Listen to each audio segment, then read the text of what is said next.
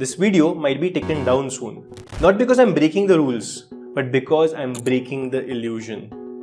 Let's start with a very hard truth. SIPs will not make you rich. There I said it. 10,000 per month SIP compounded for 30 years, it will not make you wealthy. It will make you tired when you have retired. And I'm not saying that SIPs are bad, but they are not a magic pill that will make you rich. Because the truth is, SIPs are not wealth creators, they are wealth preservers. In this video, I'm going to break down 8 brutal truths about money. And these are truths that no one teaches you about in school. Truths that are not uttered online or even amongst family members. If you feel attacked for the next 15 minutes, good. That means this video was meant for you. So let's begin. Truth number 1. SIPs are not that magical thing that will make you rich, and here is why. First up, let's go through some quick numbers. If you have a 10,000 per month SIP that you increase by 10% every year through an annual step up, in 30 years that would become 8.83 crores. Yes, that's a huge amount. But there are two big factors at play here. Firstly, those big rewards come after 30 long years. Now, if you start at the age of 25 or 30, which most people do, you are essentially looking at turning 55 or 60 to access all this wealth. And secondly, again, because this is after 30 years, guess what the value of that 8.8 crores is going to be after considering inflation. Now, on my website, I've built a calculator where you can find this for free with just one click. So let's check this out. A 10,000 per month SIP at a 12% annual return over 30 years with a 10% annual step up would have grown to 8.83 crores. If I just press on adjust for inflation, where it's preset at 6%, but you can change it around, you see what happens. The inflation adjusted value drops to 1.53 crores. And if you notice something here, which I'm sure you have, which is absolutely strange, is that the inflation adjusted value is actually lower than the total amount of money that you've invested over all that time. But having said that, let's again be very honest. If your investing capacity is 10,000 rupees per month, that is 1.2 lakh rupees a year, having 1.5 crore is still a lot of money. And if you hadn't invested this money, it would have really shrunk in value. So it's not as if this amount is nothing, but it's significantly lower than the dream of 8.8 crores, right? And that is why I called SIPs wealth preservers, not wealth creators. It's not like you should not have an SIP or you should not invest in the stock market or mutual funds. You absolutely must for your long-term goals. But the moment you start thinking that SIPs will just make you very, very rich, you have bought into a flawed idea of thinking. Which brings me to something even more fundamental. How exactly do you define being rich? Yes, I mean, it sounds like a stupid question. It's about having a lot of money, but it's also about what that money lets you do. It's about choices. Maybe it's living in a comfortable house, driving a safe or even luxurious car, taking care of the people you love. Maybe it's traveling the world or not even thinking twice before you spend on things that matter to you.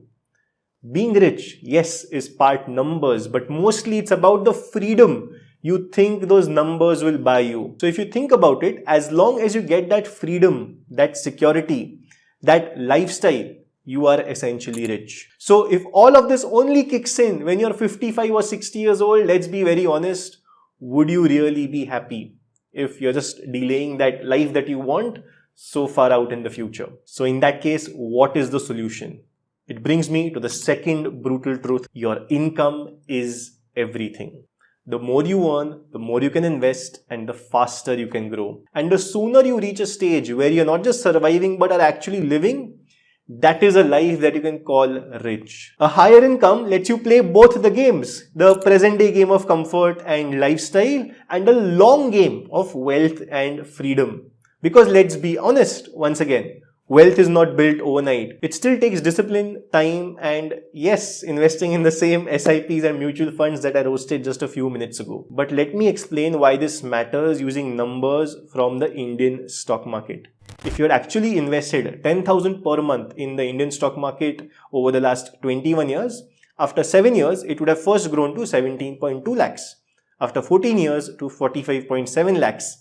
And after 21 years, that's in the third 7-year window, it would have grown to 1.26 crores. So 71% of the total gains came in just the last 7 years. Now simply imagine this. If you simply had a higher income, you could reach your 45 lakhs in 7 years instead of 14.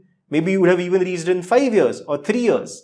Now doing that helps you unlock the next level twice as fast or even 5 times as fast. And that is the point. More income means you get to the compounding zone much quicker. This is something I mentioned in my video on why reaching your first 1 crore is much harder than hitting 100 crores, as crazy as that sounds.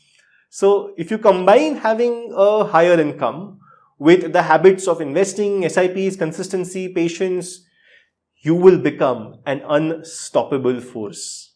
Yes, I called out SIPs earlier, and no, I'm not going to apologize here. I'm just saying that if your plan to get rich depends entirely on a 10,000 per month SIP for 30 years, you deserve better advice.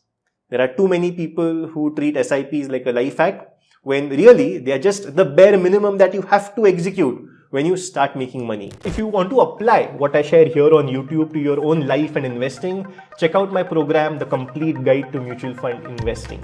It has all my years of experience of being licensed in Indian financial services since 2015. In it, I've covered topics like how you can select mutual funds to invest in, how to build your mutual fund portfolio, a much deeper dive than this particular video, what is an SWP and how to plan for your various goals, among other topics as well. The guide also has Excel tools like this one, where you just enter the goal that you have, the money that you require for it, and it automatically tells you, factoring in inflation, how much you need to invest per month from now onwards and which mutual funds to go for to save for that goal. Once you sign up for the guide, you'll also be part of our monthly live Q&A sessions where I answer all your doubts. To check out the program, go to the first link in the description and the pinned comment. Then brutal truth number 3, high-paying jobs usually come with more stress, but that may not necessarily be a bad thing. Now, most high-paying jobs, if you look around, have a cost attached to it. More responsibilities, more time commitments, more stress, more of your life being negotiated over calendars and late night emails, and the entire mental gymnastics of, hey, I'm just checking in on that presentation slide. Now, that's not always a bad thing though. Sometimes that's just the phase of life you're in. You're building, you're grinding, you're stacking up income because right now that is what you need to do. But here's what often happens when you get too far down that road. Firstly, you start drifting away from the life that you actually want to live. Remember the rich life that we spoke about earlier? It becomes more and more distant. Fulfillment slowly takes a back seat and you stop doing things that matter to you. This has a direct impact on your health, your mental well-being, and even your relationships. And secondly, this is also very dangerous because you get seduced by a monthly salary. It feels good, it looks good. But if you're not building anything outside that job, you're walking on a very dangerous road, because high income without any asset creation is just surviving in a very expensive manner. Now, when I say assets, I am broadly talking about two things here. Firstly, assets that generate a cash flow or appreciate over time. Think of real estate, stocks, gold, crypto, or a combination of all of these, whatever your strategy is. Or secondly, you becoming the asset. You starting something of your own, you generating your own cash flow. It could be a side hustle, a consulting offer, a skill that compounds into something much bigger over time, and maybe it's not even big yet. Maybe it's just an idea that you have started exploring. Maybe you're trying something and it's not working out, and that's completely okay because that is how life goes, right? You try, you fail, you try again, but the only way to succeed is to really just keep showing up in an honest way, to just keep trying honestly. Because at some point there needs to be something that you own and something that is not tied to a salary slip. So yes, a high-paying job can be very powerful, but without you generating assets with that high income, these high-paying jobs can turn into cages of gold, and no matter how nice the cage looks, it is still a cage. Then truth number 4, being successful but not fulfilled is a recipe for disaster. This truth may not sound as brutal as the others. It may even feel like a cliche, but just stay with me, because it sets the foundation for the next truth, and I promise it matters more than it seems right now. There's a quote by Tony Robbins, the man who coached everyone from Serena Williams to even the great Nelson Mandela, and he had said, "Success without fulfillment is the ultimate failure." And the reason this line hits hard is because it's so easy to miss until you live it. See, we are living in a world where success is kind of easy to define, right? Even though the definition at times may be very flawed. Your income goes up, your LinkedIn gets even more impressive, your lifestyle levels up.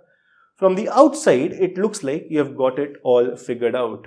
But no one teaches you how to measure fulfillment. And most people only realize they have lost it when it's too late. And I'll share a personal story here. I have had a moment like that. There was a time when my income really took off. I made in 1 month what I used to make in one entire year just 2 years before that. And it just blew my mind. On paper, it looked like I had made it. But in reality, that phase was also accompanied by a time in my life where personally, I wasn't doing well. And all of those numbers, all those achievements simply did not matter as much in that moment. And it's strange how something you have worked so hard for can feel so empty when the rest of your life is absolutely out of sync. Now, don't get me wrong, things, at times don't go your way. Not everything is in your control. At times, life just happens without it being your fault. But if you're consciously spending years sacrificing health, relationships, peace of mind just to hit a financial milestone, when you finally get there, you wouldn't even feel like you anymore. And that is not at all success, right? You'd agree with me on that. So yes, chase the right kind of success, build wealth, be ambitious. Those are not bad things at all. But don't forget to check in with yourself on the way there. And obviously, such kind of a balance would not exist every single day of your life, even when you're absolutely killing it in every aspect. There'll be some days when you're more focused on work, on other days you're more focused on your own self, on your family, on the people you love. But don't forget to check in with yourself on the way there. Which brings me to truth number 5. Now, all through this video, I've quietly challenged what being rich actually means. Now, I touched upon it earlier, but here's the truth. It's never just about the number. It's about the choices that the number unlocks. So what if you build your life around that right now, where you build wealth, but also stay healthy, be present for the people you love, have time for yourself, and also grow as a person. Now, this may seem very elusive, and yes, it's a hard place to get in, not impossible. Or Kwan, as it was described in Tom Cruise's excellent film Jerry Maguire, which if you haven't seen, by the way, you should watch. But to get to this phase, to get to this elusive Kwan, you need to figure out what truly matters to you, what you're curious about, what excites you, what makes you want to get up every morning, and then slowly, intentionally build a life around that. Especially if you want to go down the asset creation path, if you want to build something of your own. Now, not everyone, by the way, it may seem like this, but not everyone needs to be an entrepreneur. You don't have to build a startup or create a personal brand or just start a business to be successful. Not at all. But the key is to define success on your terms. And the more people I have spoken to, especially those under 35 in today's age, there's a growing shift.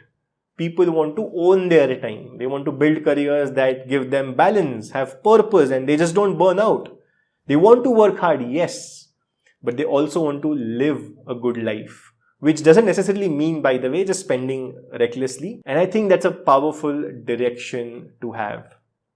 Truth number 6, watching one more podcast or an inspirational video is not going to make you rich. Now, yes, you are listening to a video here right now, and I also know that you know about this truth already, but this one is just so easy to miss, especially today in a world where content is so easily available. You know that feeling when you've just watched something fabulous, you feel this sudden burst of inspiration, and you feel like you're on the top of the world, you're going to achieve everything that you want, and then nothing happens. I have been there too. But here's the brutal truth. Inspiration or feeling inspired is not action. It's easy to mistake that dopamine hit that you get for progress, but unless you actually do something with it, nothing changes. Naval Ravikant has a beautiful quote here that sums this up perfectly. He says something along the lines of, inspiration is perishable, so act on it immediately. Podcasts, books, educational videos are amazing. You should consume them. You should learn from them. But if you're consuming hundreds of hours of how to start content and not even 1 hour of, okay, I'm actually starting, then you're not learning. You are only consuming. You don't need more information. You just need more execution. Then truth number 7, you will be wrong and you will be misunderstood until you are successful. This one's personal and it's not talked about enough. When you're in that phase of trying to break out from your old identity, when you're chasing something new, something bigger, you will often feel misunderstood. You might also notice that you don't relate to the people around you anymore. It could be friends, it could be family, the people that you used to really get along with. And that feeling can be very lonely. But at the same time, you're not there yet to have found your new tribe. You're still in between, still building. And here's what I realized. That in-between phase is extremely uncomfortable, is extremely hard, but it's necessary. Because the moment you elevate yourself to become a better version of yourself, the people around you match your values, then discussions revolve around growth, learning, curiosity, and all of these are normalized. Almost everyone who's built something meaningful has gone through this outsider phase. So keep going on because you're not misunderstood forever, just until you make it. Then rule number 8, you will never feel like you're enough. So keep working on yourself. No matter how much you achieve, how far you go, how many milestones you check off, there will always be moments where you feel like you're not enough. It shows up in different ways, maybe as an imposter syndrome. It shows up as self-doubt. It shows up as this constant need at times to prove something to others, to yourself. And the truth is, that feeling almost always never goes away. So even if you feel that way when you're starting off, remember, even the most experienced people, the most successful people also feel the pressure. They also feel that they're not enough. There's a quote from Amy Poehler that again I love. She says, great people do things before they are ready. So you grow by taking action, stumbling your way forward and figuring things out as you go. The goal isn't to feel like you have finally arrived. You rarely will feel that, and even if you do, that feeling will be very fleeting. The goal is to keep evolving because growth, real internal honest growth, is the best way to actually live. Now, usually I end my video by recommending you one more video, but not today. Today, I don't want you to keep watching. I want you to start. Yes, I want you to start, not tomorrow, not later, right this very second.